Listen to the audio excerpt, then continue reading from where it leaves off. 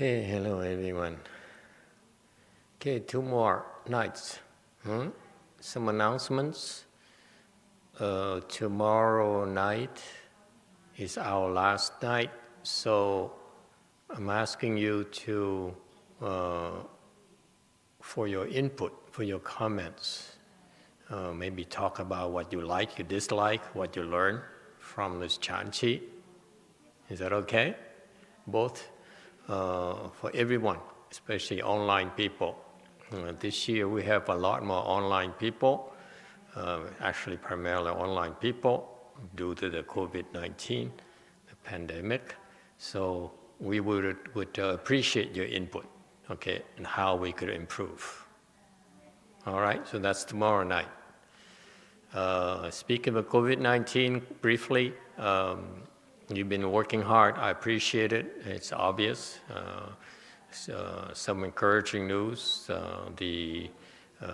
Nationally in the U.S., the infection rate has been down by 40% in spite of all the new variants that the doctors keep on discovering, whether it's from South Africa, from UK, from Brazil. Right now in California, for example, the UK variant has a very high infection rate. Okay, so in spite of all that, and in spite of the fact that only 6 million people in the U.S. have been vaccinated, can you imagine? Is how much we care about our people. So anyway, in spite of that, the infection rate has been decreased by nationally by 42%. And the hospitalization rate has been decreased by 26%.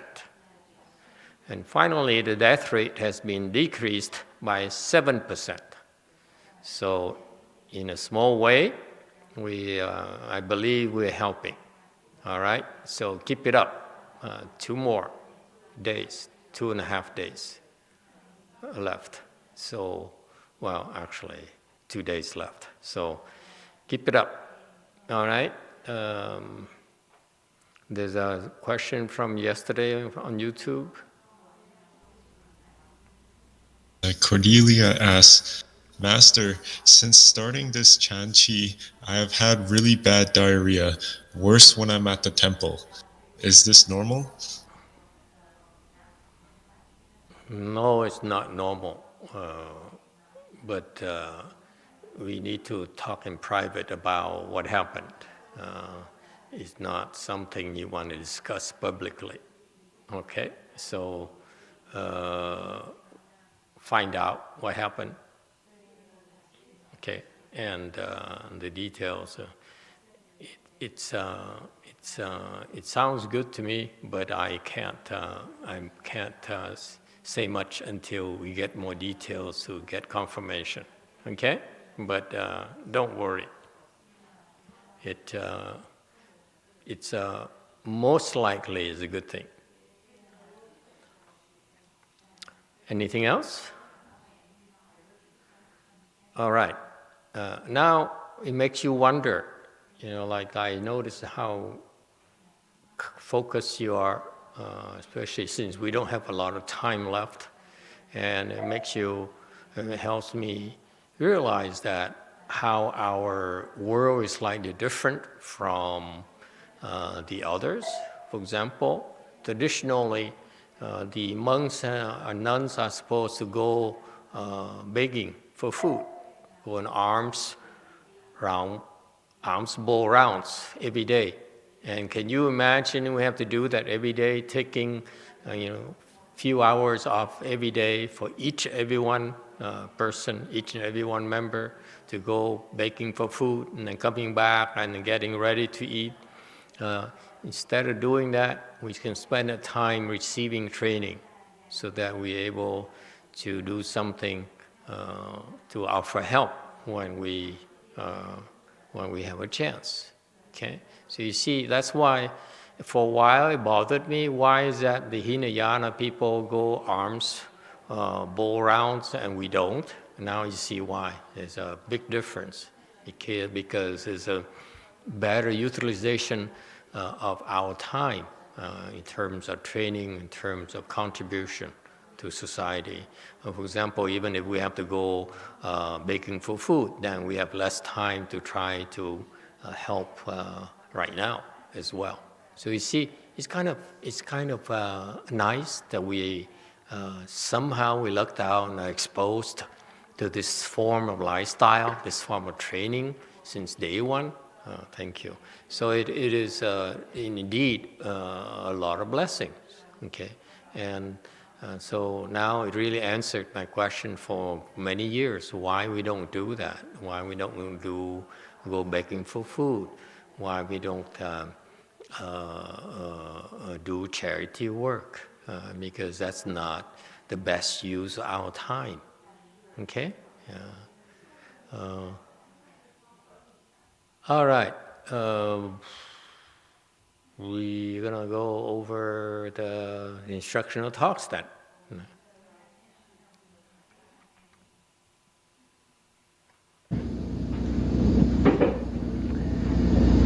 求此果，这时候这个不念王啊，就世就是红了，红果王死叫红，就红了，红了，这个红这个字，我相信你都不认识，红了。In Kucha, at that time, Emperor Bunian passed away. Emperor passed away is called Hong. I believe you don't know this character, Hong. YouTube question. Trin asks, why would Buddha spend time begging? Buddha does his own things. It's optimal for him. But for our generation, the Chinese patriarchs decided that it's best not to go begging, the Hinayana style. Okay. Instead, they created, for a long time, they started creating Chan monasteries. Okay, and that's how Mahayana real Mahayana was transmitted to China from India. That is, it really happened through the Chan transmission. Before that, they had monasteries to do translation and so forth. Okay, but as far as I'm concerned, the real Mahayana was not transmitted to China until we had Chan monasteries where they can officially and formally and systematically train the next generation. And it was formalized by Master Bai Chang's time, where he wrote a treatise, a paper, a manual on how Chan monasteries should be run. He covered in exhaustive details on how the Chan monastery should operate, and that's how the model that China is used. Okay. But at the Buddha's time, it's different. He does his things, and I don't know why. The Buddha's realm, the Buddha state, is way beyond my understanding. So we can't compare ourselves to the Buddha, and that's why it did bother me. Yes, I did cross my mind where I said, how come the Buddha went begging for food and we don't? He's different. And now the COVID-19, this pandemic here, confirmed it for me that it's much better use our time and your time to receive training the way that we've been doing it in Chinese style. Okay. Imagine that, for example, now you have to go begging for food. How many stores will be open? How many households will be open to welcome you? And every time you stand in front of the house, actually they feel very afflicted they fear for their lives, and you potentially are bringing the virus to their households. Okay, so you see, there's so many reasons why it wouldn't work in our times right now. Okay.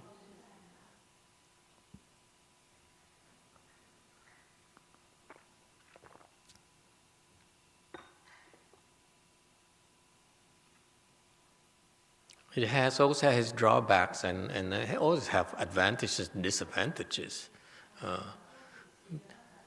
But overall, in terms of training, in terms of efficiency, I personally prefer not to go on begging for food. Okay, it's too many outflows. One of the reasons I don't like is the fact that, let's say our temple is in the cities. You go out in the cities, it's a lot of sights and sounds and smells and all kinds of things that very, very distracting. So it takes away from all the things we built at the temple, and then it flows outflows when you get out of the temple. So it's not consistent with our training schedule, our training system. All right?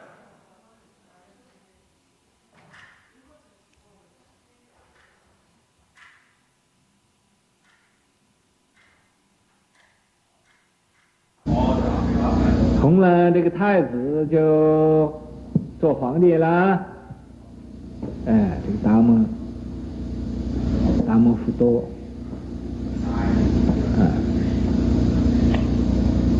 做皇帝。Passed away. Then the prince became the emperor. This Emitofuo became the emperor. 做皇帝没有好久，这个姚琴呢，就这个姚畅，就派着这个大将军吕光到秋瓷国去征伐，就想抢这个鸠摩罗什。Not long after he became the emperor, this Yao Chang sent great general Lu Guang to conquer Kucha. He wanted to take Kumarajiva by force. Oh, this is a story about Kumarajiva. Okay, continue.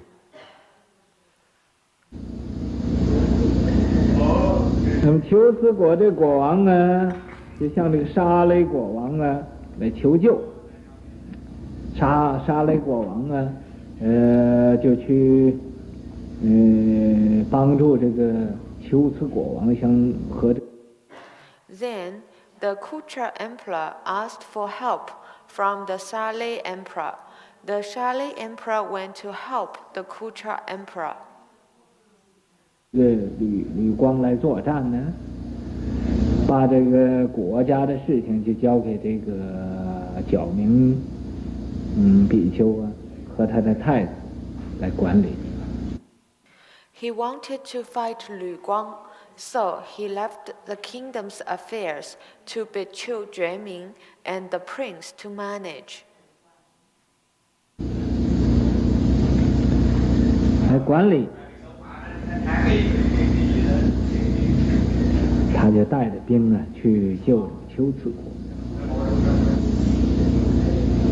可是他这个兵没有到秋瓷国呢，这个秋瓷国已经被吕光给破了。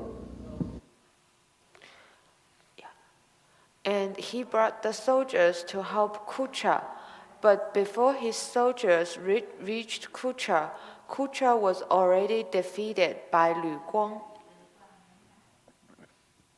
给战败了，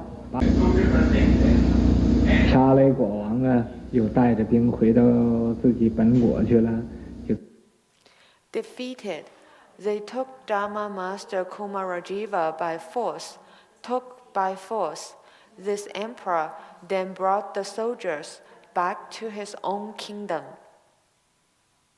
告诉角明法师，说是九摩罗什法师被中国的这个吕光啊给抢去了，给抓去了。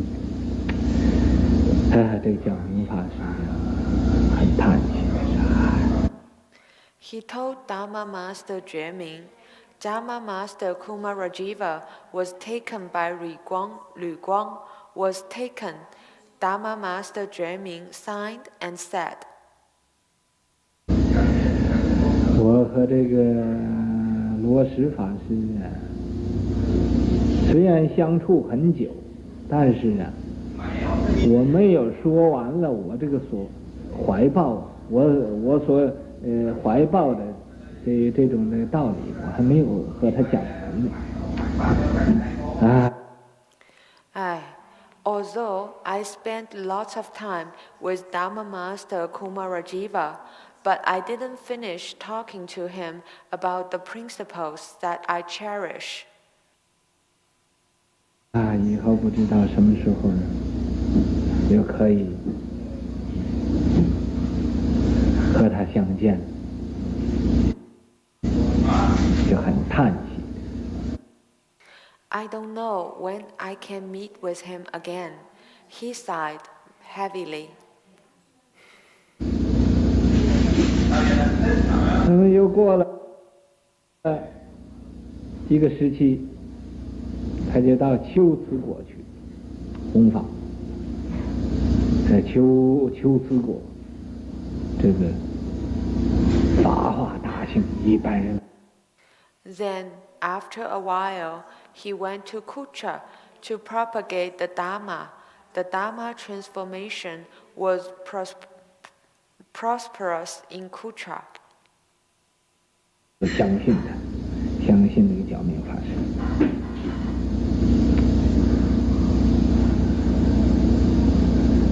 相信角明法师。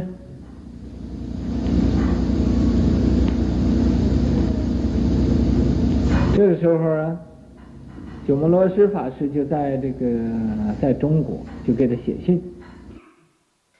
Ordinary people all believed in him, believed in Dharma Master Jue. At that time, Dharma Master Kumarajiva wrote a letter to him from China.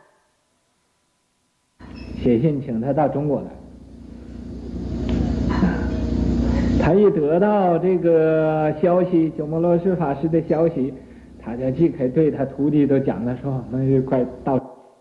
Invited him to go to China. Once he heard this news from Dharma Master Kumarajiva, he immediately told his disciples. 中国去了，九摩罗什法师请我们去，他想要去呢，这个龟兹国这。We are going to China soon. Dharma Master Kumarajiva invited us. 这个国王啊，老百姓都不准他走，就看着他不准他走，不准他走。He wanted to go, but the emperor and people of Kucha won't let him leave. They watched him, won't let him leave, won't let him leave. 又过了1年，他对他弟子说你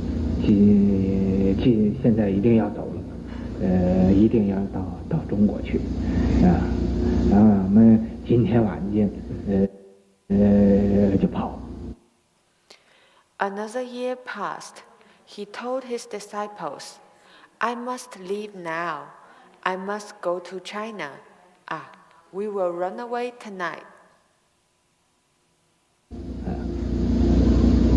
他的弟子就说，今天晚上跑也跑不多远，明天早晨的国王知道还一样被俺们赶回来呀，怎么能跑得了啊？ His disciples said, "If we run away tonight, we can't run far. Tomorrow, early morning, the emperor will know and chase us back."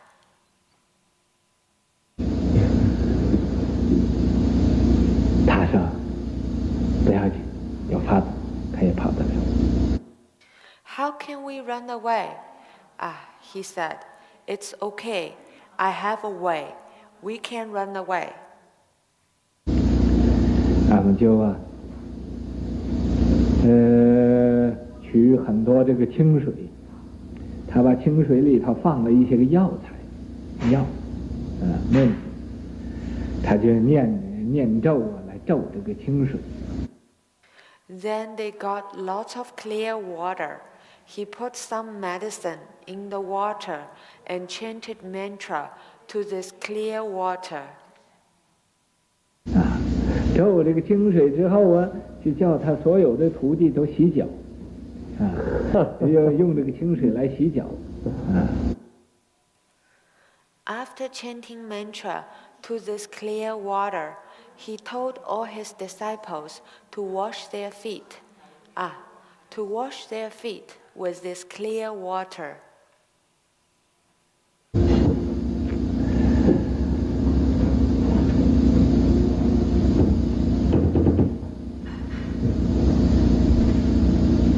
洗脚，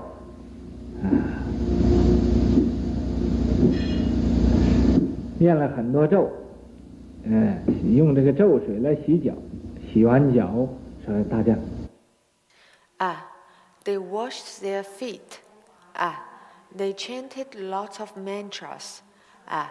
Then used this mantra water to wash their feet.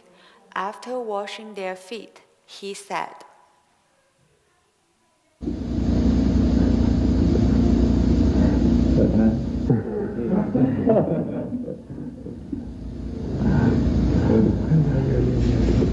谁？国有国有国外，好。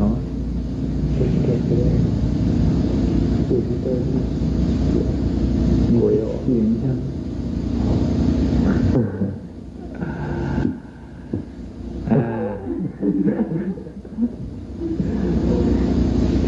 他说入定要慢慢才能起来。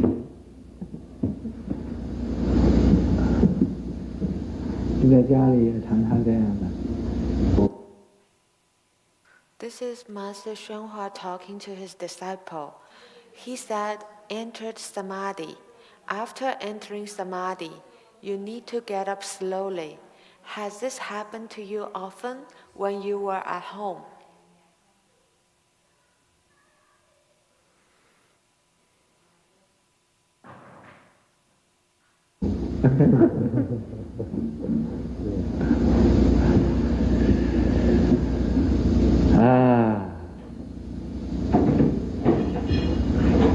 咱们用这个咒洗脚之后，咒水洗脚之后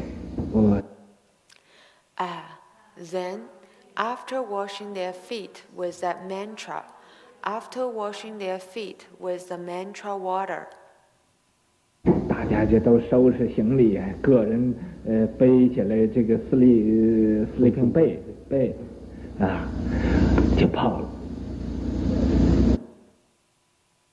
Everybody packed their luggage. Everybody carried their sleeping bag and ran away. 这一夜的期间呢，跑出有500-600里路，500-600里路也没有骑马，也没有用这个额头毛笔了。 就是用。 This night, during the period of this one night, they ran 500 to 600 miles without riding horses or using automobiles. 这个2条腿跑了500-600里路，跑500-600里路，这个到天明了。 Just ran with their 2 legs ran 500 to 600 miles. Ran 500 to 600 miles when it was dawn. 天亮的时候，他就问他徒弟说：“你们讲是怎么样啊？”他徒弟说：“我们就。” When it was dawn, he asked his disciples, "How do you feel?" His disciples said, 听耳朵的这个旁边风响，这风呼风响，这个眼睛被风刮得流眼泪。We heard wind noise by our ears. Oh, this wind was blowing loud. My eyes were blown to tears by the wind. 在这个地方呢，他又念了一个咒，用这个清水又念了一个咒，叫。At this place, he chanted another mantra. He used this clear water and chanted another mantra. 叫洗脚，把这个脚也洗完了。那么先念那个咒是飞行的咒，这个念这个咒是不飞行的咒了。He told everybody to wash their feet, so they washed their feet again. The mantra earlier was the flying mantra. This mantra was the stop flying mantra. 等到第二天，国王知道了，派人来追也追不上，所以那么就跑到中国来。The next day, when the emperor found out, he sent people to chase after them, but couldn't catch up, so they ran to China. 你看，这古来那个沙门呢，这个沙门的国家当宝贝的，不准出国的。You see, since ancient time, the shamanas, the kingdoms treat them as treasures. 好像那个楞严经那个沙门有道德的人，他也不叫他出国，不叫他到。They were not allowed to leave the kingdom, just like this Shuragama Sutra. This Shamana, the emperor won't let the virtuous ones leave the kingdom. 跑那地方去，那么他这到中国来，以后帮了鸠摩罗什法师，翻译经典，弘扬佛法。Won't let them go to other places. Then he arrived in China. Later, he helped Dharma master Kumarajiva to translate sutras and propagate the Buddha Dharma.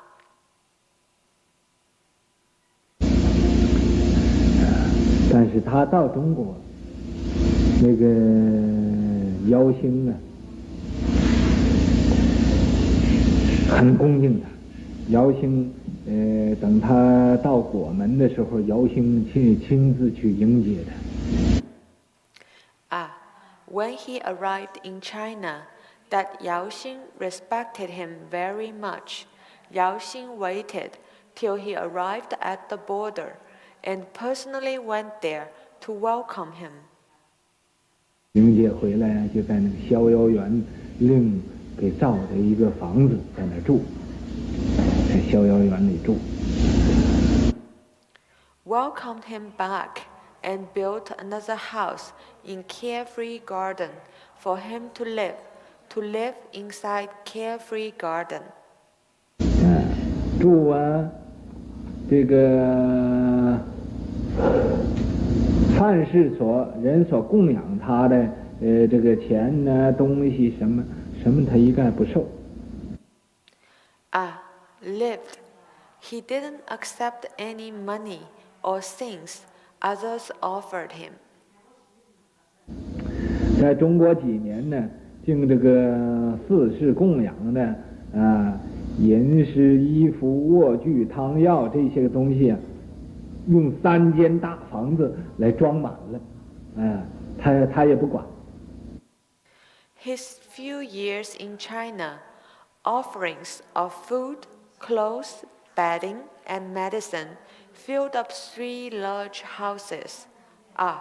He didn't care.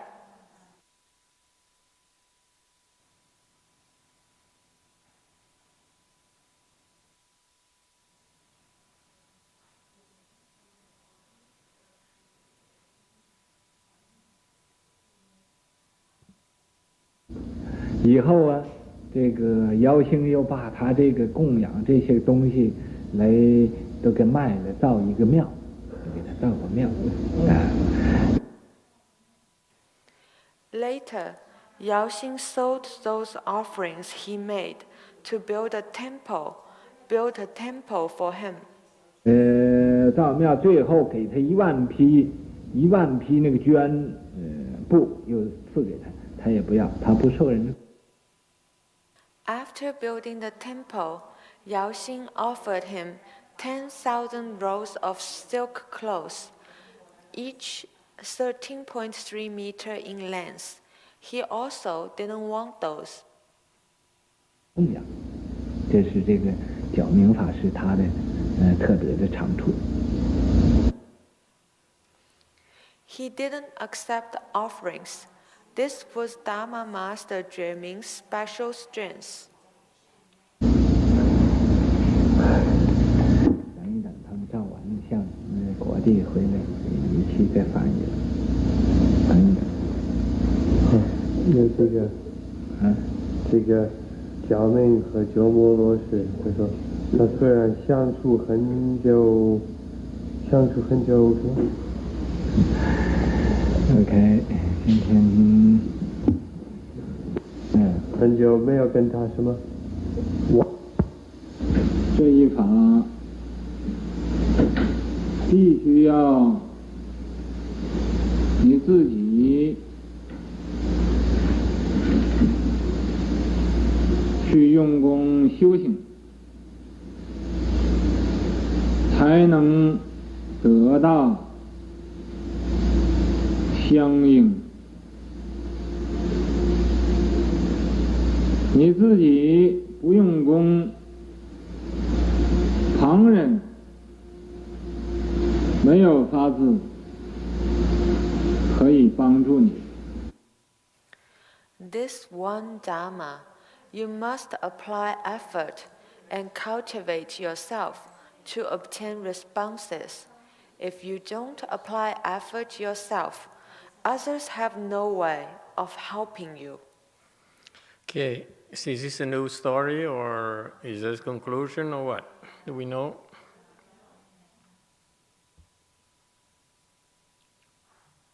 Oh yeah, it seems to be a different thing. So Master Zhueming, according to Master YongHua, is that Master YongHua seems to be quite impressed with the fact that Master Zhueming refused to take offerings from everyone. Okay, just accepted enough to live, to eat, and to work. And that's about it. The rest he never cared. So so you can tell that this master here is from a Hinayana persuasion, where and he has enough wisdom to not be attached to external things. So that's the Hinayana style.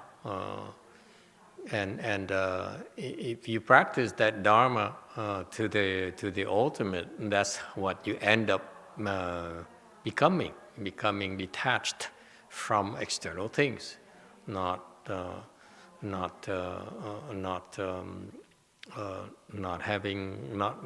having to depend on external things at all for your work and for your life.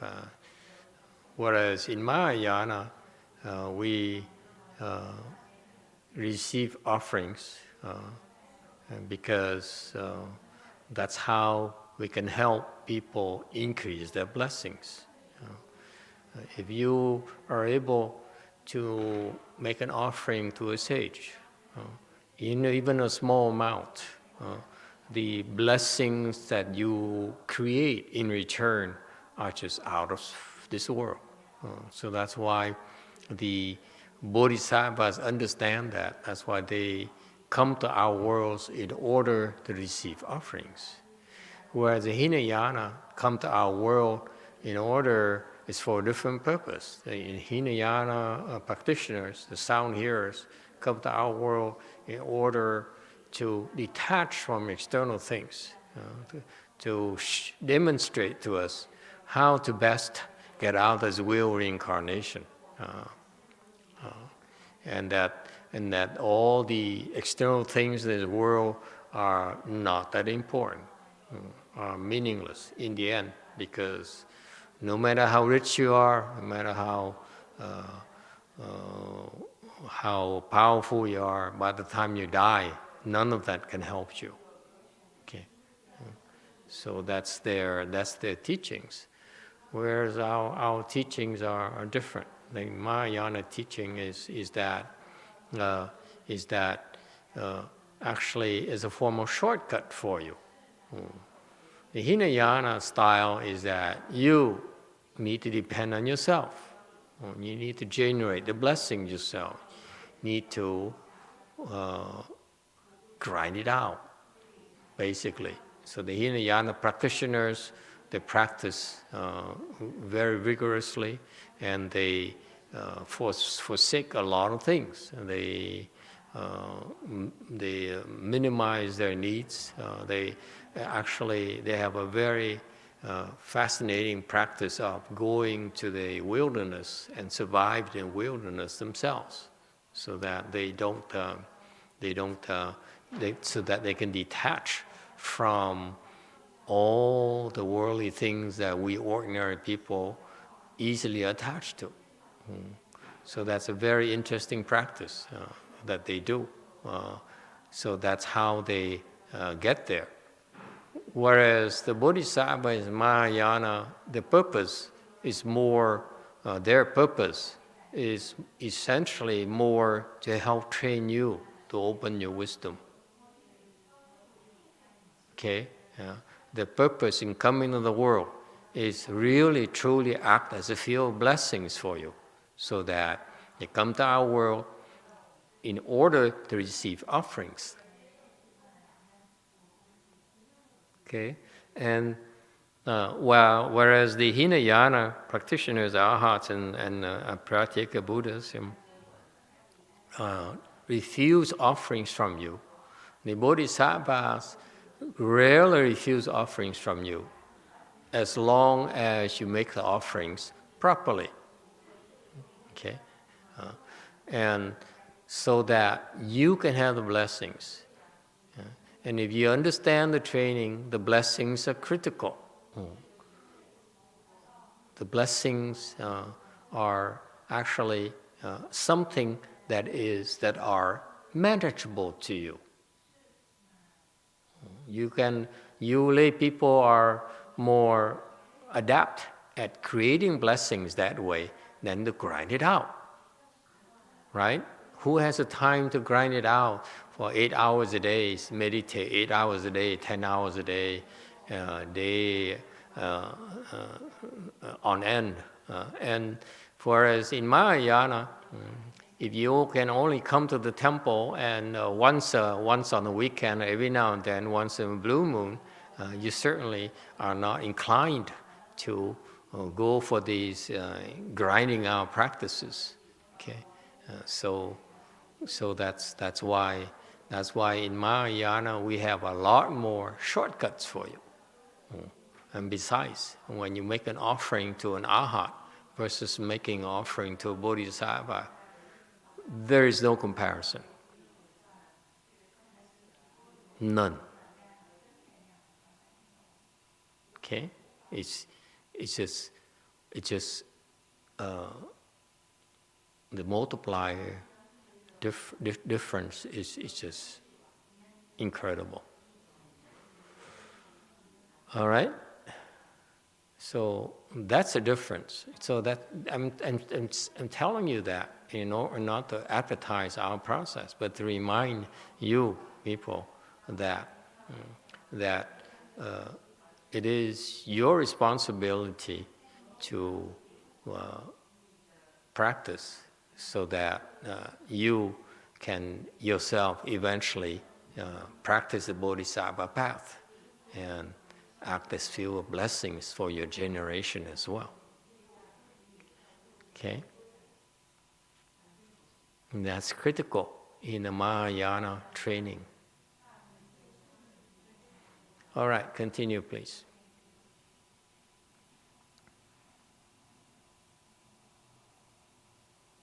"所帮助你的，致使向你发菩提心，令你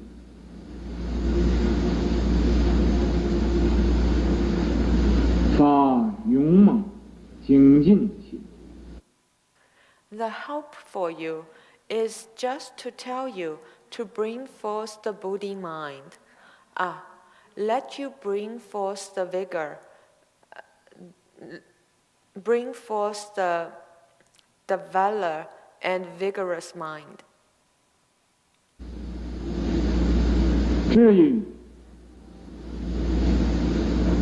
发不发菩提心，是你自己去做去；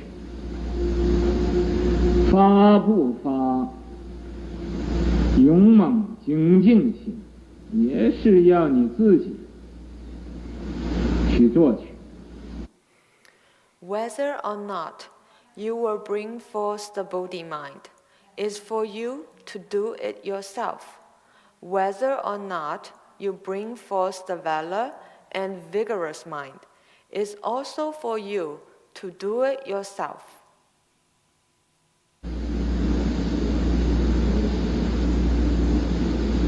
你在有一分的修行，就得到一分的好处；有10分的修行，就得到10分的好处。 If you have 1 point cultivation, then you gain 1 point benefit. If you have 10 points cultivation, then you gain 10 points benefits. Okay, so this training here is that according to Master YongHua, he says if you want to receive training, you have to apply yourself. You have to make the efforts because no one else can do it for you. You are the only one who can make it happen for yourself. You're the only one who will enter samadhi. So you have to do something. If someone else has entered samadhi, it's theirs. You get nothing out of it. Okay, so that's why you have to apply efforts. You have to grind it out. Okay, and so where there's the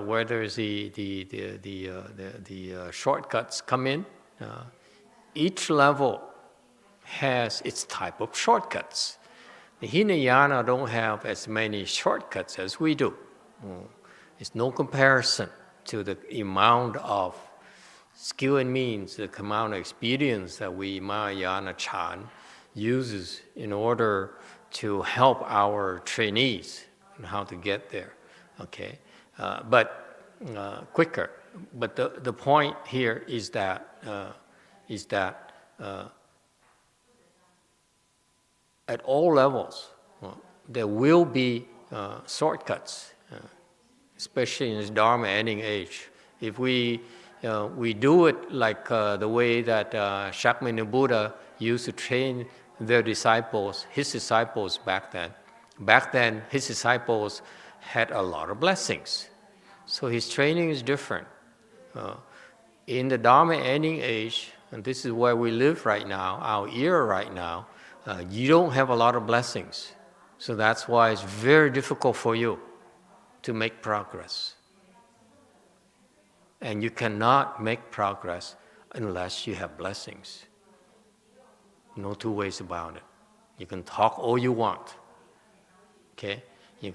But unless you are able to generate more blessings, you will not budge from your current level.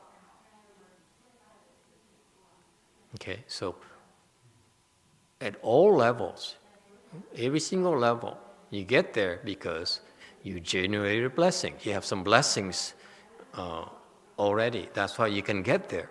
And once you get to your current level, you need to even generate even more blessings in order to continue to progress. Okay, and that's why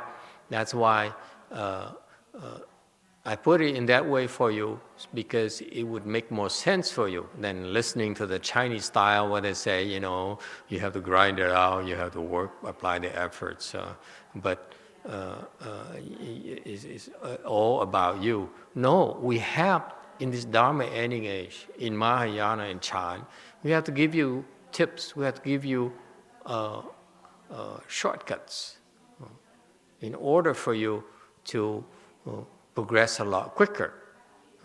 Back then, when the Buddha is in the world, he will explain the Dharma and you get it. They'll get it right away. Okay? After he became enlightened, he became a Buddha, he went to the deer park and spoke Dharma to Ashnata Kondinya, who's been working very hard there. And the moment he spoke, okay, he spoke Dharma for a little bit, and Ashnata Kondinya, one of his former 5 attendants, became enlightened, certified the first stage arhatship, just like that. Okay, so these people were very blessed. Mahamoggalyayana, he saw one of the Buddha's arhat disciples, I forgot his name, 4th stage arhat, who went around and spoke Dharma to Mahamoggalyayana. Mahamoggalyayana immediately recognized a superior Dharma. Okay, that's from blessings. Okay. Yes, you too. Cordelia asks, how do I generate great blessing?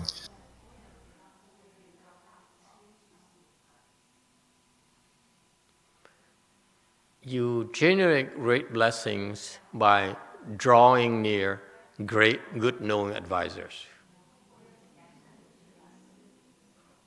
Because everything a great, good-knowing advisor does is to help you generate great blessings. And this is what the Hinayana does not have.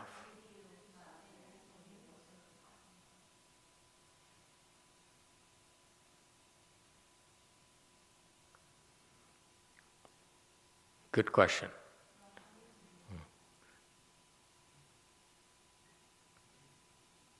All right, so that's why in our Dharma ending age, the patriarchs, the great patriarchs like Master YongHua, too bad she just missed them by only 25 years. He died 25 years ago, and so now you can't make offerings anymore to him. You have to make offerings to him live, then it's much more effective than making an offering after he dies. Doesn't matter what his disciples would like to proclaim, that they're descendants and they're carrying on his legacy and so forth. The blessings generated when you make offerings as they claim as to him right now is not the same as before. And just like you, I also miss the boat as well, because no one ever told me that. No one ever told me that, how stupid can you be? You have this great bodhisattva here. What are you waiting for? Make offerings. No, I was too smart. I said, what for? What do I get out of this? If you have the kind of attitude, no one's gonna teach you. Okay. So anyway, I really don't, in my opinion, I really do not believe that you go to his temples now, Master Hsu's temples now, and say, I make offering to you. You're receiving the same amount of offering as when he was alive. That's not possible. Okay, yeah. Then he has no need to die then. If he's dead and you make offerings to him, it's the same as when he was alive, then what's the point? Yes, Green. Master, admittedly, I'm biased being your disciple. I have to say, when we visited City of 10,000 Buddhas, it felt kind of cold. It didn't feel like a warm feeling when we visited. Not the same feeling I have when I'm here at when I was first at Lu Mountain Temple, and now at Wei Mountain Temple and Gold Forest. That's just my general takeaway. Okay. So our generation, we have different practices. That's what's going to happen. After I'm gone, my disciples, their temples will be different as well, because each one of them will prefer to propagate or practice or live their lives a certain way, their preferred way. So that's why I lucked out in the sense that I was a reject, so I could not claim I was a descendant. So I had to figure out ways to make contributions myself. For some reason, I'm of the belief that if I were to do this, it has to be something that be worthwhile. Otherwise, I might as well return to lay life. It would be a waste of my time and your contribution, your support, if I'm not really doing anything significant with this. Let me go back and make money and have fun and have the wine and the self what is it? What did I use? Self what? Self-indulging. Okay. Why not? If you're a lay person, you might as well self-indulge. That's my attitude. You don't self-indulge, why bother being a lay person? What's the matter with you? At least self-indulge in something. Indulge in chocolate. Come on. And then you say, oh, I have enough. So to me, that's what the middle way is for lay people. You cannot say, I'm a lay person. I'm gonna forsake everything like a real cultivator. Come on, grow up, man. What's wrong with you? Indulge your wife. That's wisdom. Yes, Green. Thank you, Master. And to follow up and maybe to articulate my feeling a little bit better, and I think it's absolutely worth going to visit City of 10,000 Buddhas. It is an important place, and it's not to take away from it.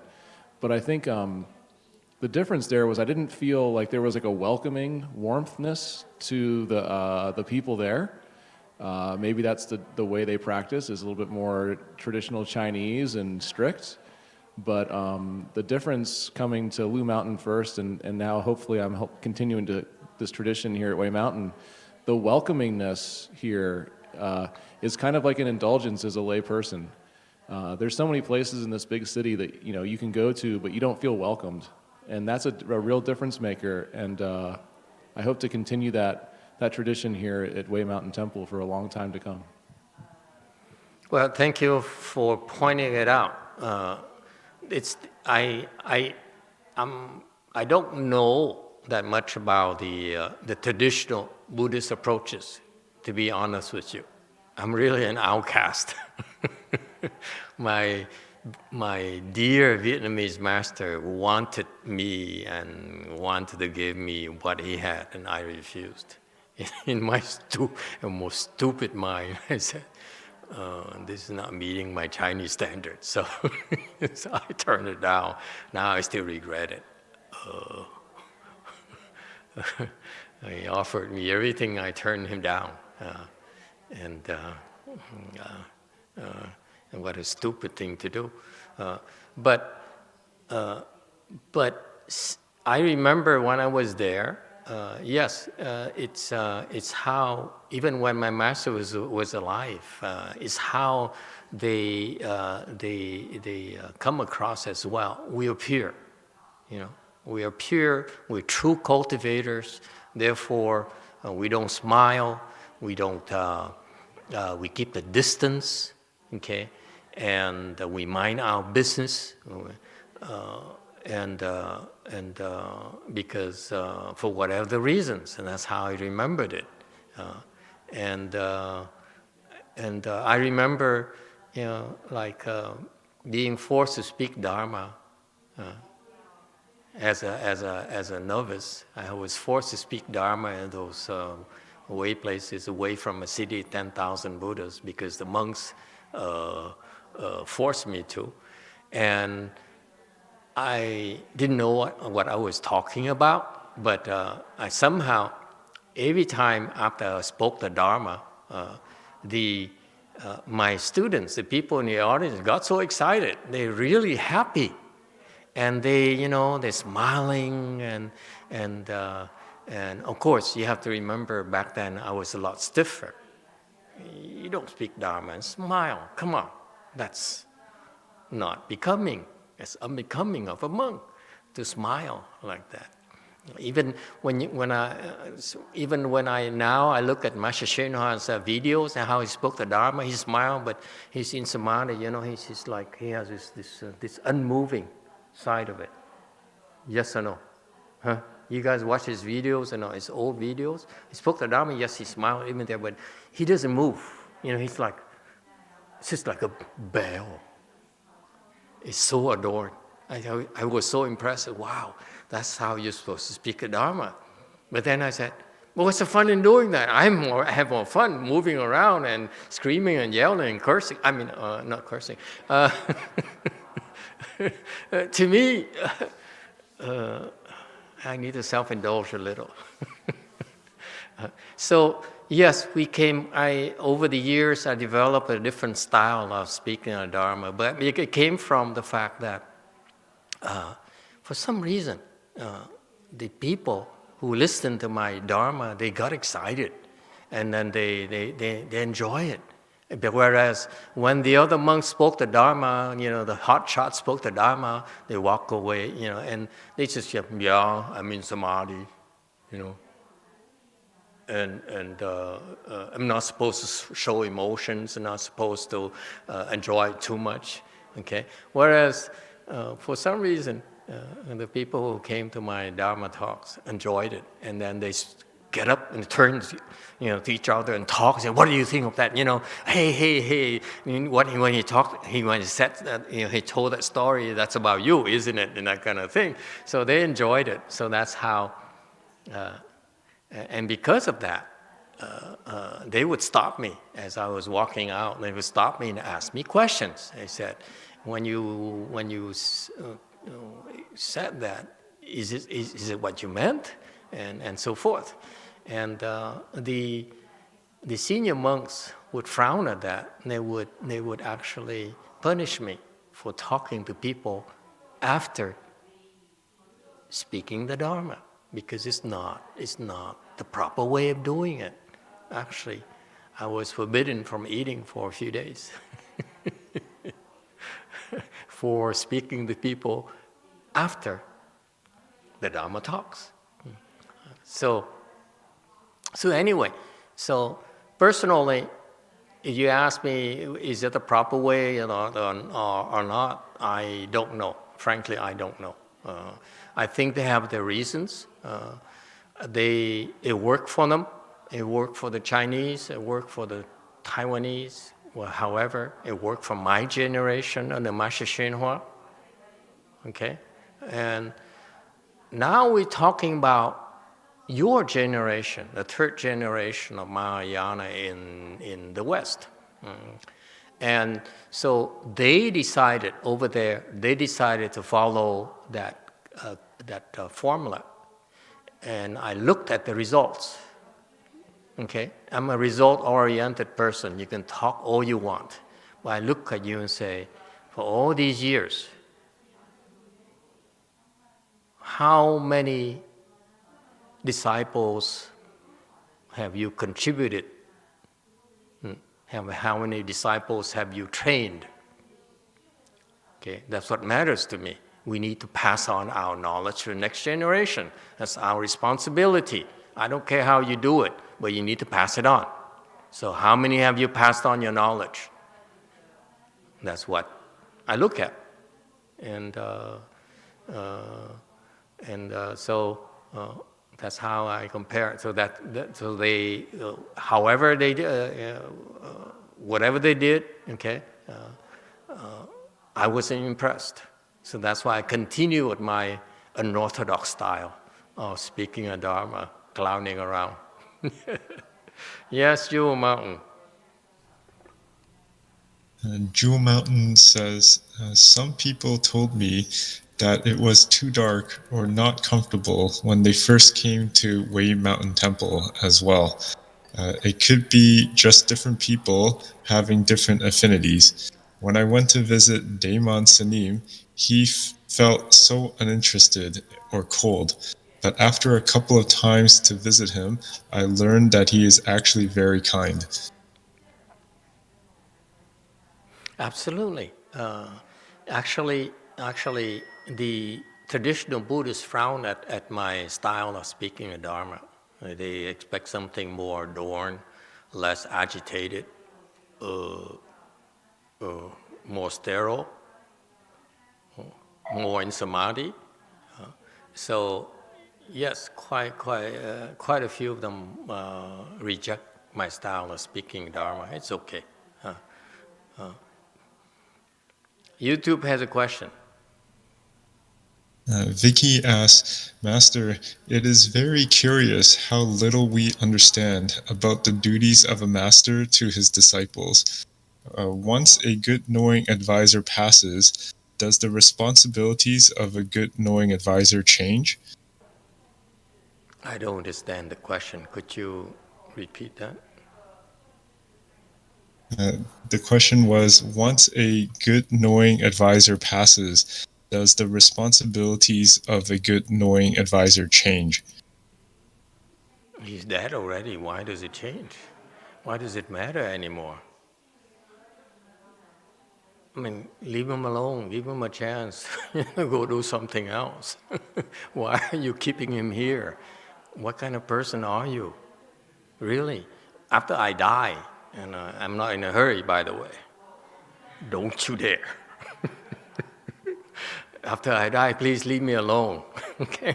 Don't say, Master, come back and help us out. What kind of disciple are you? I chose to say I'm dead, and you say, come back.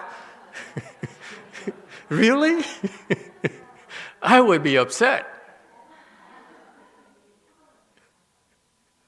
Don't you get it? That is done. What happened to Otadi? There's a song I have in mind right away. I don't want to be your beast of burden.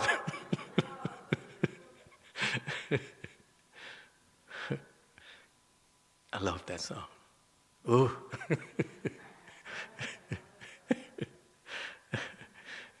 What's the matter with these people? Hey, he died. Leave him alone.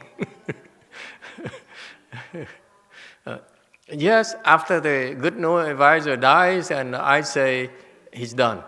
No, don't I hope you don't, you next generation, my disciples, you still are my disciples. Who knows, you abandon ships. Feel free to do so.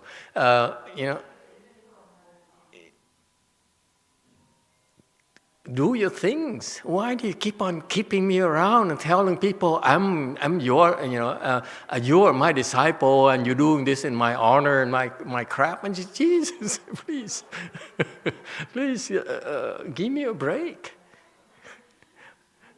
The man is dead. Yes, you too comment. Diego says, maybe it's sometimes a test. If you're able to stand up and keep going, even if you feel like they don't welcome you, you're going to pass the test and then the magic will come. Hopefully, it hasn't happened yet, and I don't care. We're very happy being small, and I'm happy that my students are progressing, and I hope they'll surpass me at the rate they're going right now. It won't be long before I have nothing else to teach them. Then I can die or retire. I'd like to retire first, okay? I'm not in a hurry. Once I feel that I really have nothing else to contribute, then I move on, okay? I do something else because I've done enough. So it's funny thing is that no matter what happened in the past, I realized my master did so much for me in his own way, and probably a lot more than I realized. So the first part of my career was to pay him back, because the man you're seeing right now in front of you was created by him. It's all he's doing. I like to think, so it's not my fault, the way I am today.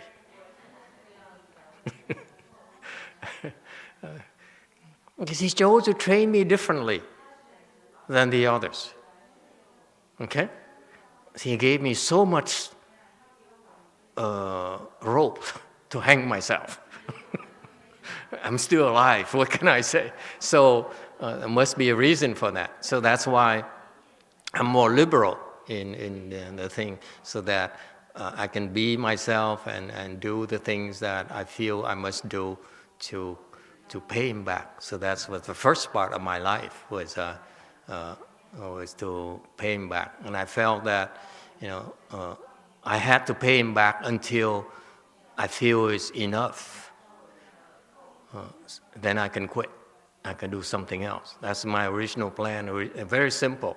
Okay, I had no ambition to become famous or have a lot of disciples. I simply said, the Dharma he taught me, the Dharma I could understand from him, from reading, from day one, is not the same as the way that his other disciples explained to me. And I said, it's such a shame that kind of Dharma would disappear. And for example, I'll give you a very example that really bothers me. The original teachings that he had came like Chan meditation, book 1, book 2, whatever. He had, it's now out of print. I read it. It's a lot of garbage. Okay, it's all over. He spoke all over. Okay, but I loved it. I said, wow, this is such profound teachings.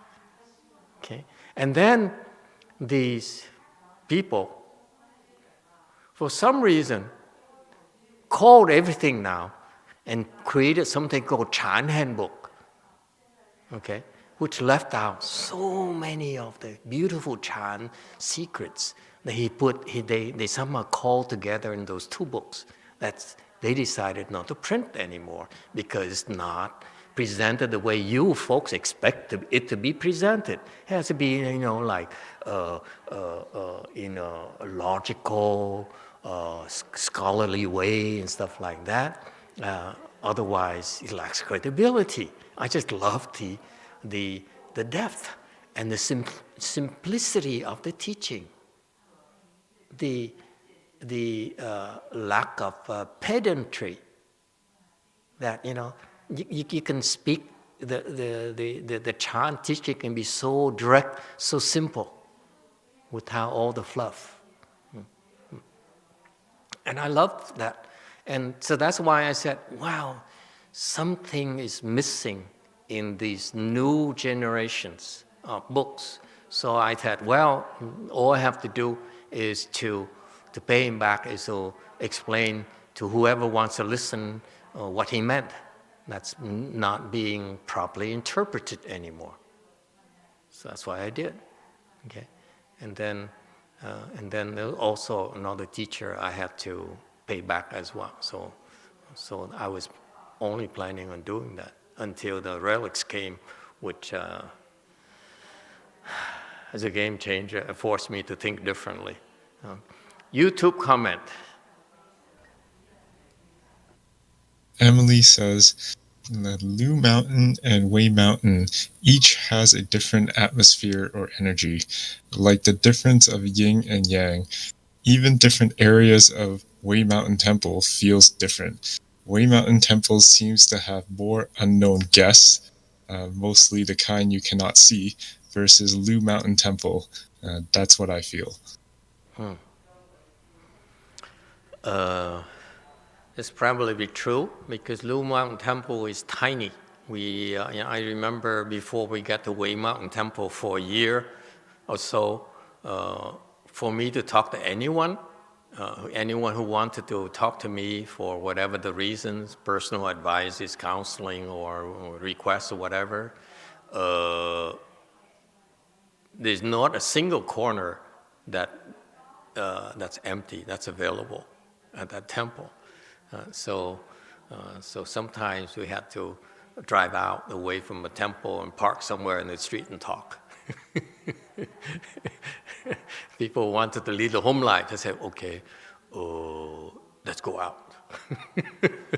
You want to come here? Let's go out. Let's leave the temple and talk. It's so weird. But Wei Mountain Temple, it's very perceptive. Lu Mountain Temple is different. Lu Mountain Temple is, we have a small family. We have a small family, and we basically are very exclusive, unfortunately. It's very difficult to keep up with us in Lu Mountain Temple because we simply don't have enough room anymore for newcomers. So I said, you have to understand, I'm not looking for more. I said, this is what I have to work with. This is what I do. So this is what all Lu Mountain has to offer. This is all the people I can handle. That's it. Beyond that, I ignore. I don't pay attention. But then Wei Mountain Temple happened. Then it's different. Then we are a different environment where Wei Mountain happens because we need to accommodate a broader set of people. Lu Mountain, to be honest with you, we're very selective. We don't realize how many people I turn down. The hotshots came to me and said, yeah, I'd like to join you on your place. I'd like to do this, I'd like to do that. I said, well, sorry, but we don't have any room left. And they thought that we will welcome them with open arms. No, we're very, very selective. They don't even make the cuts. We turn down monks, we turn down nuns, we turn down PhDs, we turn down, lots of people. And what I mean by lots of people is one or two, because not many people comes. But we turn them down. It's a lot to me, But Wei Mountain Temple happened, and then I realized the message is that we need to be more inclusive. We need to accommodate more people, and And so, yes, the attitude is still the same in that we have our Western style of communications. It's not Chinese, it's not Taiwanese. I don't know how to communicate to people the Chinese style or the Taiwanese style. That's my weakness. So I have to talk to you the way I know, from learning from the movies, the James Bond movies and all those movies. But as long as you're progressing, I don't feel the need to change. Okay.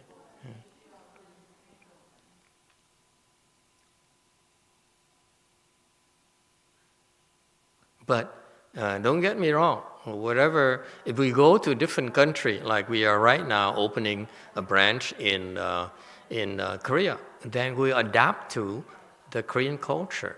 It's the Korean Mahayana that we need to have the flavors of. Okay, we won't try to export American democracy to Korea. I mean, American Mahayana to Korea.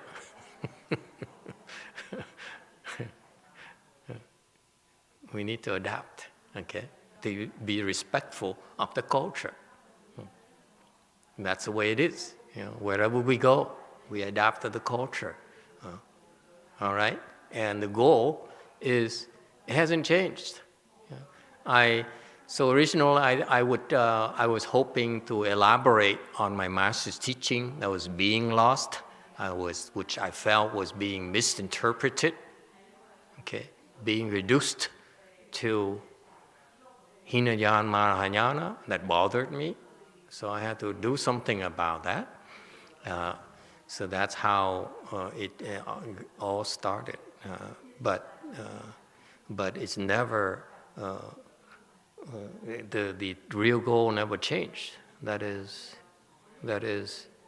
what Master YongHua did quietly that no one realized, is that he trained my generation.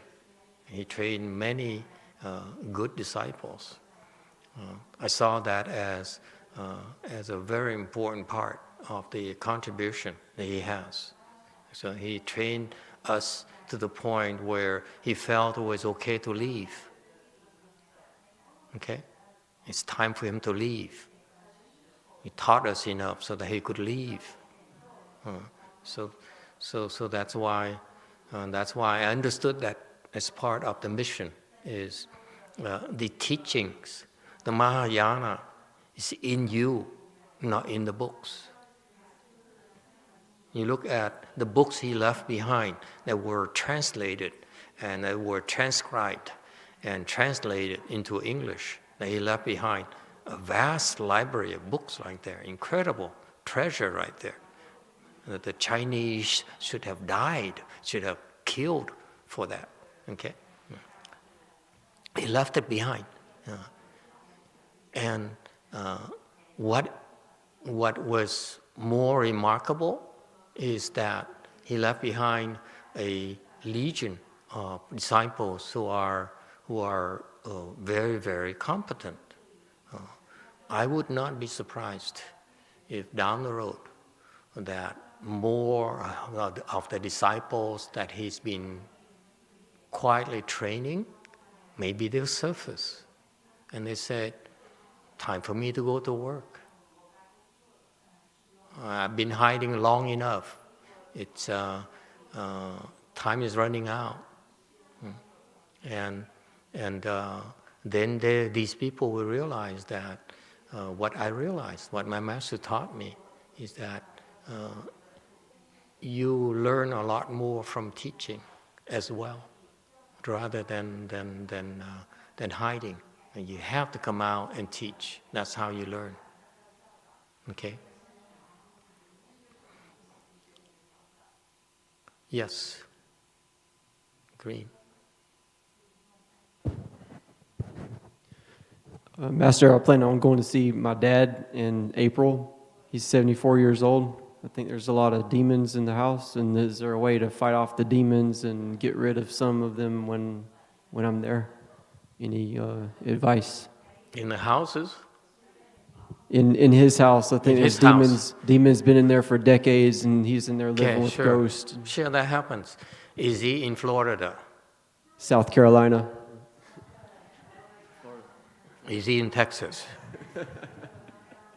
I need to know. Okay. As long as they're in Houston, I have no problems. Or Florida. Okay, sure. We can help stabilize the house a little. Okay. The demons are there for two reasons. Number one is that they're there longer than you. Okay, it's their area. It's just like when we came to Wei Mountain Temple, it is, you guys are not sensitive enough that to realize when you first came to temple, to this Wei Mountain Temple, it's basically it's a pigeon energy. We have pigeons living in the tower with like 4 inches of their excrements. Okay. Yes, you too. Charlie asks, Master, what Dharma door would you recommend for older people such as seniors who started cultivating late in life? If you want to practice, then I would advise that you have the best thing is for you to come to the temple, make an appointment to come to the temple and talk to us, okay? It's best that you come in person so that we can talk to you. It's a lot more than just giving you this and that. It's what we do is we do counseling. We advise you after talking to you, and then we have specialists. For example, we have a specialist who has a track record of helping people sit, train people to sit, okay, and so forth. And there, somehow over the years, my disciples develop certain different sets of skills. So I advise you. It's a good question that you make the effort to come to the temple. I'll be blunt with you. We're very busy. We don't have time for people who are not serious. Okay? It doesn't look like it, but we're extremely busy. And so in our tradition, if you want to be taught, you need to do something to show your sincerity. Okay? So the minimal you should do is to make the appointment, fly over here, and talk to us. Okay, we'd be glad to do that, and then we can advise you. And if you do that, and we can give you some counseling on what to do. But in general, for older people, I would strongly urge you to eventually plan to go to the Pure Land. Okay, the Pure Land is your best bet. Okay, so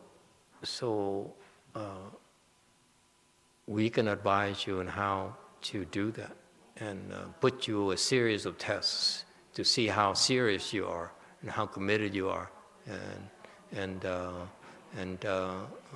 more tests you pass, the further along you'll be. I'm sorry, I can give you a sales pitch, but in Mahayana, you need to go through a lot of tests, like when you go through, when you take classes, you need to take tests, okay? You don't pass the test, you have to keep on taking it until you pass. That's the way it is. Because until you pass the test, there's no point in teaching you the next level of give you next level of training. Okay? The good news is that it's all free. The knowledge traditionally was transmitted to me freely immediately, without any demands. My master never demanded anything from me. All my masters never asked for anything from me. Never ever. Not even asked for me to bring a cup of tea or offer a blade of grass or do anything for them. Okay, that's the tradition we have. We are very proud of that. That to me is worth preserving. The Dharma is given to you freely. However, don't get me wrong, whatever I was taught, every single step of the way, I earned it. I really had to earn it. Do we have time for me to go into it a little bit, or you rather me talk about the Dharma, about the beautiful principles of Chan and so forth?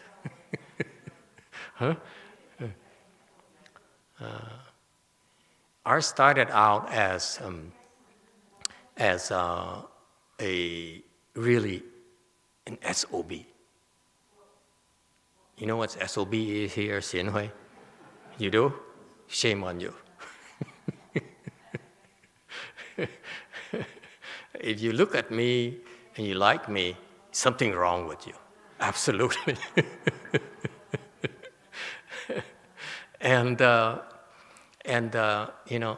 It's the typical Western educated person. We are overachievers in my class.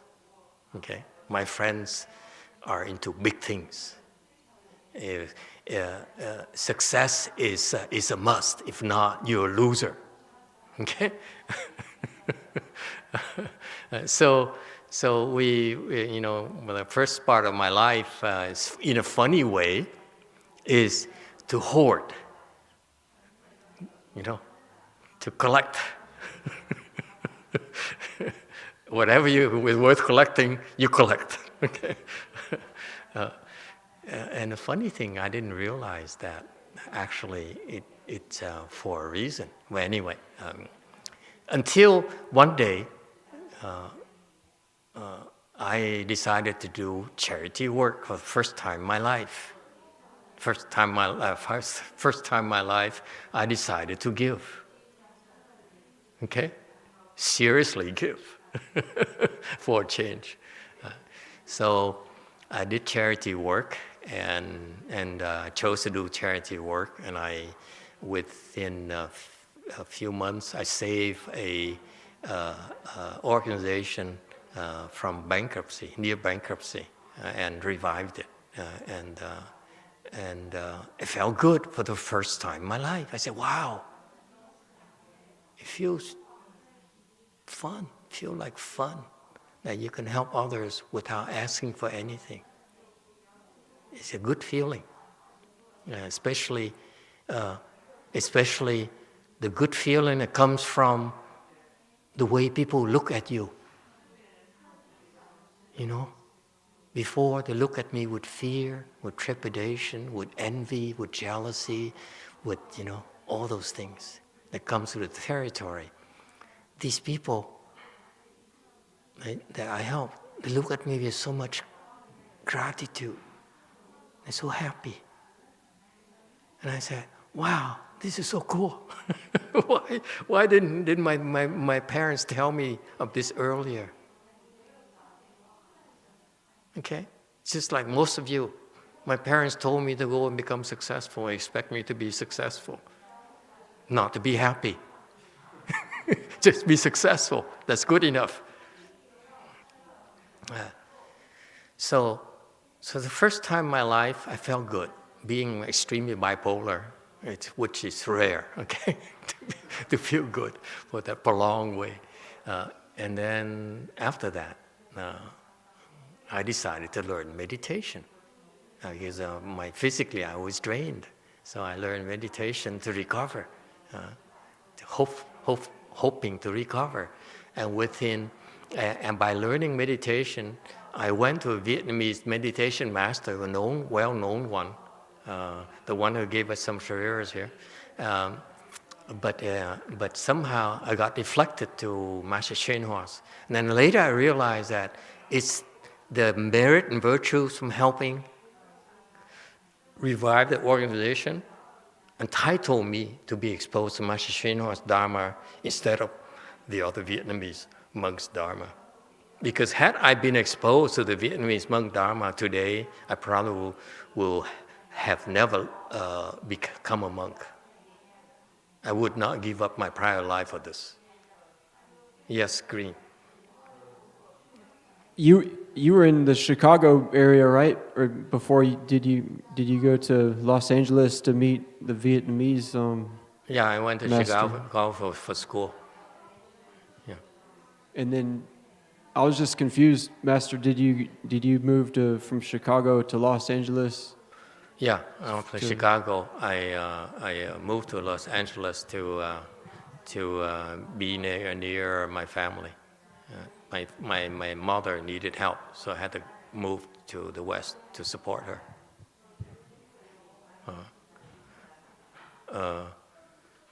So my point being that I didn't realize how big it was that I was able to help do this charity work in a big way for the first time. Really a stroke of luck. Like everything was, timing was right. My skill set was perfect to save that organization. I was the only one capable of doing that, looking back, okay, with my skill set. So that enabled me to encounter with Master YongHua's Dharma, and my blessings were more entitled me to be exposed to the higher Chan meditation techniques rather than Hinayana Chan meditation techniques. I'm not being derogative. I'm just saying that it's just like if you have money, okay, and you want to buy a car. I don't know about you. If I have money, I would rather buy a Mercedes or a red car, Ferrari, if I could afford it. Why would I buy a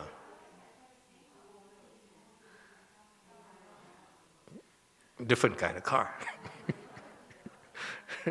Okay, that's how I function. So somehow I was exposed to it, and that's how I got started, and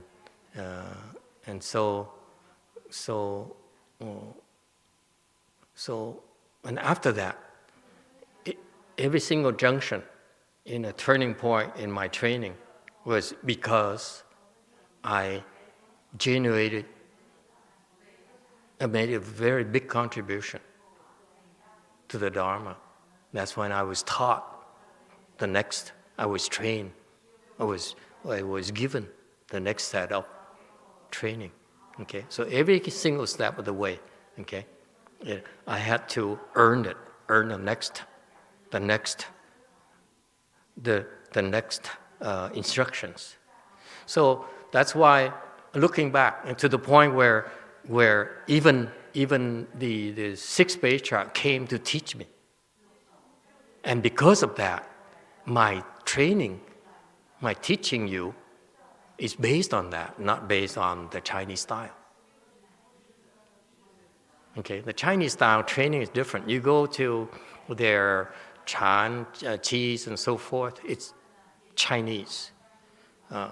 Okay, you go to their, because I've been to many places where they train people, but our style of training is actually from sixth base chart.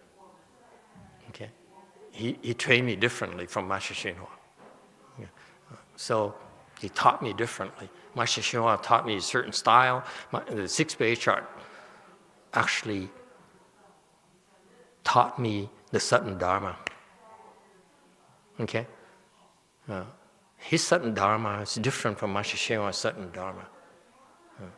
So, interestingly, every single step of the way, I had to earn it. I had to pass the test.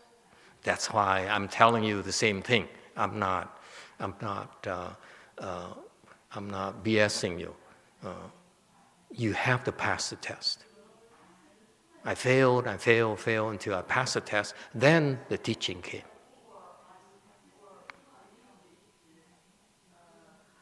Okay? So that's how it happened. Okay? Same thing. Even now, I still need to pass the test. When we were very comfortable and very happy together at Lu Mountain Temple, Wu Yin would come and cook lunch for us on the weekend. Yes? And then the rest of the week we have enough food and we have enough and we very comfortable. And then I had to decide, do I stop here and be happy with this? Or do I expand? So what happened? On one hand, my disciples, oh Master, we're so happy, we're so comfortable, we are progressing and we are learning the Dharma, we're making a contribution and so forth, okay? So what you can't ask for more than this. We're so comfortable because we went from hell at the Lu Mountain Temple and turned that into our Lu Mountain Temple, and then so we were very comfortable, and so we are actually rejecting people, screening them out in a very subtle way. And then more and more people kept on coming. So I said, well, we are supposed to be Mahayana. If we stay here, then we are Hinayana Mahayana. We're not different from them. So if people come, if they keep on coming, I cannot turn them down. I cannot keep on turning them down. So I started looking for another temple. Took us about a year or 2 to 2 years to find this. After failure, after failure, after failure. Okay? Every weekend, every week, we practically we drove everywhere. All the way to San Diego. Okay, and in between. So I got the message. That is, the test is that, are you gonna, close the doors so all these people will come and ask for help or not? Where's your compassion? So I said, well, if they keep on coming, I can't. So that's why Emily is correct. The Wei Mountain Temple, when we first moved here, energy is different. We have to colonize it. We have to establish our own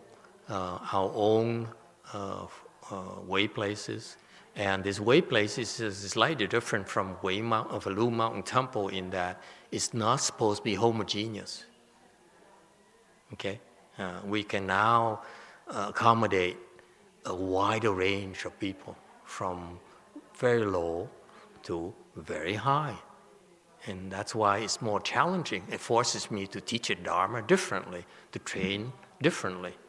Okay, but it also gives you an edge in that you come here, then you see a wide range of levels, from people who come here occasionally, okay, to people who are constantly here. So you see that range, and that actually should be comforting for you to know that everyone gets a chance. Everyone, if they can do it, so can you. Okay, the Dharma will be transmitted to you when you pass the test. That's all. Okay? And so for example, this monk here, he failed so many tests. That's why I let him die. I said, if you're not, if you're going to do it your way, what's the point? So he failed, and then finally he passed the test. Okay, so he's taught. So it applies to all of us, not just him. And that's the fun part of it. Is that the sky is the limit. do not sell yourself short. Your potential is unlimited. Now, I do hope that many of my disciples will bypass me, will surpass me. That would be my fun, okay? Because I made a mistake again. I didn't want to surpass Master YongHua. Now it's too late.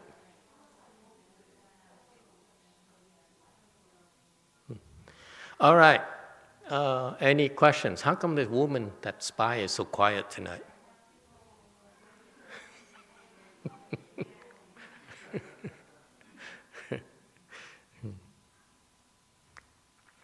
Cultivation is a lot of fun, folks. It is so rewarding. You cultivate a little bit, like in slide 200 here. You cultivate a little bit, you get quite a lot more than you think. Okay, you do 1 point of cultivation, you get the exceedingly a lot more than you put in. Let me put it that way, a lot more than you imagine. And depending on your level, okay, the multiplier gets bigger and bigger and bigger and bigger. It's fantastic. Okay, that's why I advise you not to avoid making the mistake I made, setting my goals too low. That's wrong. Your potential is unlimited. Any one of you. Okay? All of us. Well, it takes time. It takes preparation. Okay? The Wei-Yang training is so ingenious. It's incredible. Now I see how Master Wei Shan trained Wei-Yang, what he taught them, and Master YongHua taught me and his disciples, and why we have different interpretations, okay, and so forth. It's fascinating. It's fun. Okay. All right. Do we have enough? Do we still have more to go here? 5 more slides and we stop.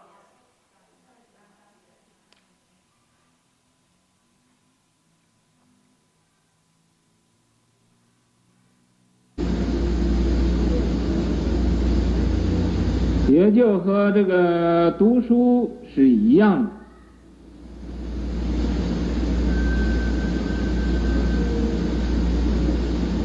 读书，你要是自己不读，那个做先生的没有法子来帮助你。This is the same as study.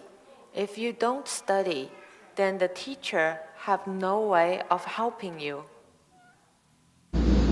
他只是教你怎么样读书，读不读书是在你自己。这个参禅呢，也是这样。He just teaches you how to study. Whether to study or not is up to you. Cultivating Chan is the same.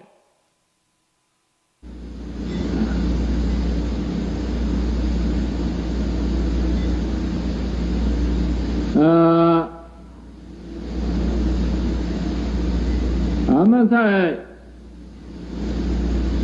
这一个没有佛法的地方修行这种的佛法，这是很不容易的。We are cultivating this type of Buddha Dharma at this place. Without the Buddha Dharma, this is not easy. 也就好像在那个沙里找金子一样。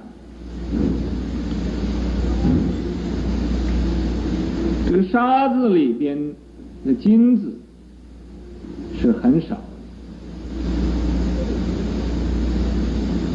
很费功啊，才能把这个金子淘汰出来。This is like finding gold in the sand. There is very little gold in this sand. It takes a lot of effort to filter the gold out.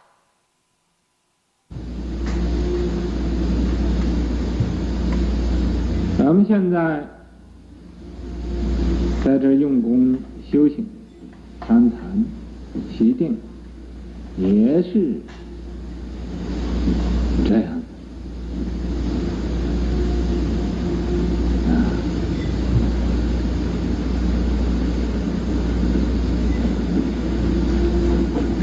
那么自己要努力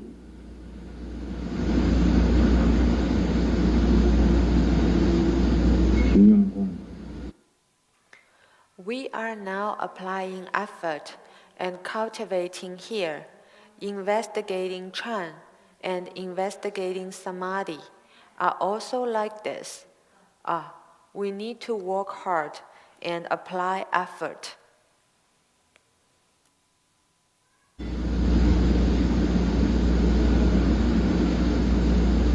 在这个末法时代，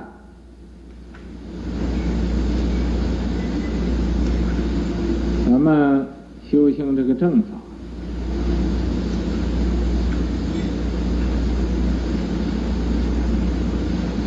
这是难遭难遇的一回事。At this Dharma ending era, we are cultivating this proper Dharma. This is extremely difficult to come by. That's it. Yeah, that's true. What he said is very true. I found Master Xinhua's Chan Dharma to be extraordinary. It's so unique. It's so invaluable to the world. And that's why it bothered me that that is being lost, because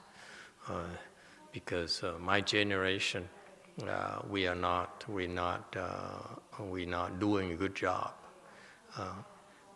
elaborating on that and transmitting it, making sure that it doesn't get lost. Okay,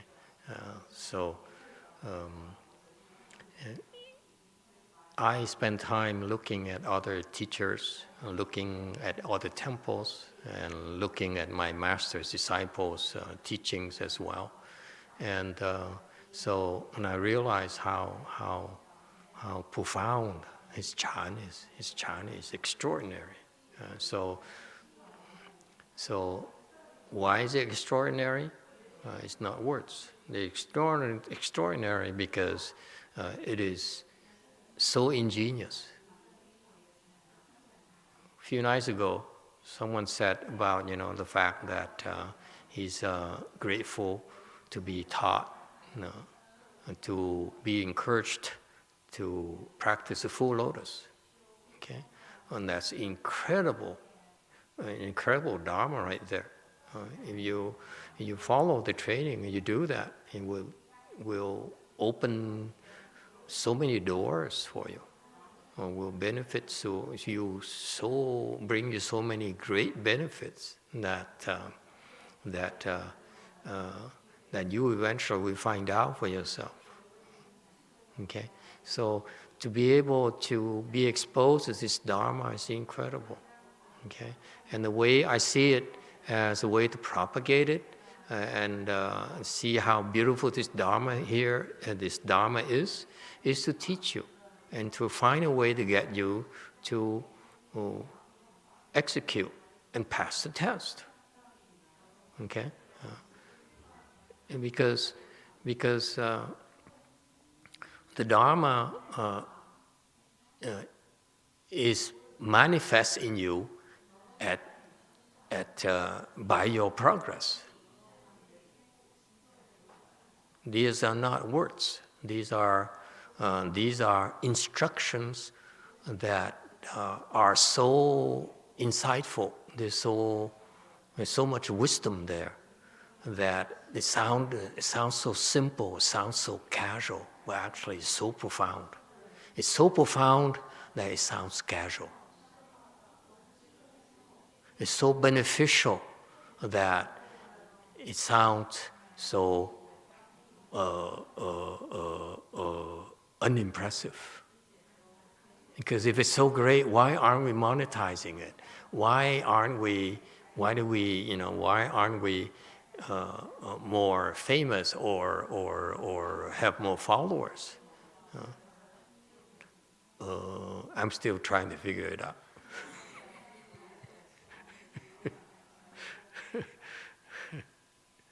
Okay, it's funny. There is a Vietnamese master.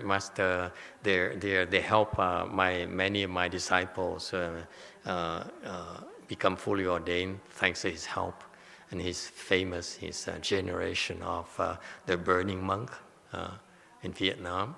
So I owe him greatly. We owe him a lot, and he's 90s now. He's retired. He has so many disciples. His disciples are, they live in huge temples. They have huge followings, and he lives in a small temple and so forth. I chuckle. I said, you see, I hope someday you, like the old monk here, learns how to get you to buy him a temple so that I can be proud that my disciples are successful. Yes, YouTube question. Cordelia asks, Master, I've been listening to your lecture and practice whatever I can pick up. Am I stealing your Dharma without your permission? If I am, I apologize. Oh, steal away.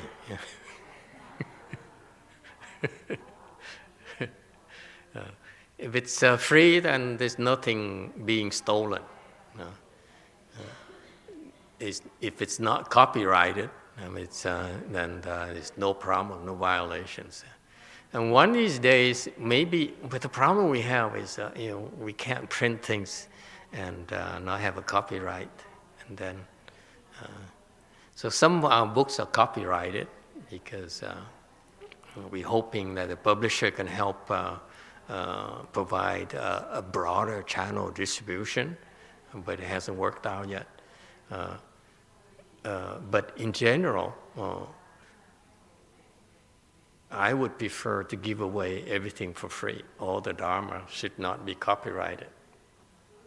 If I had my way, if I had the kind of money, the kind of support, we can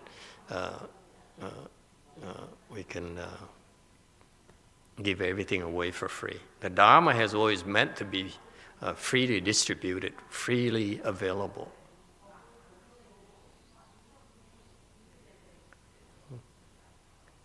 All right. Any questions or comments?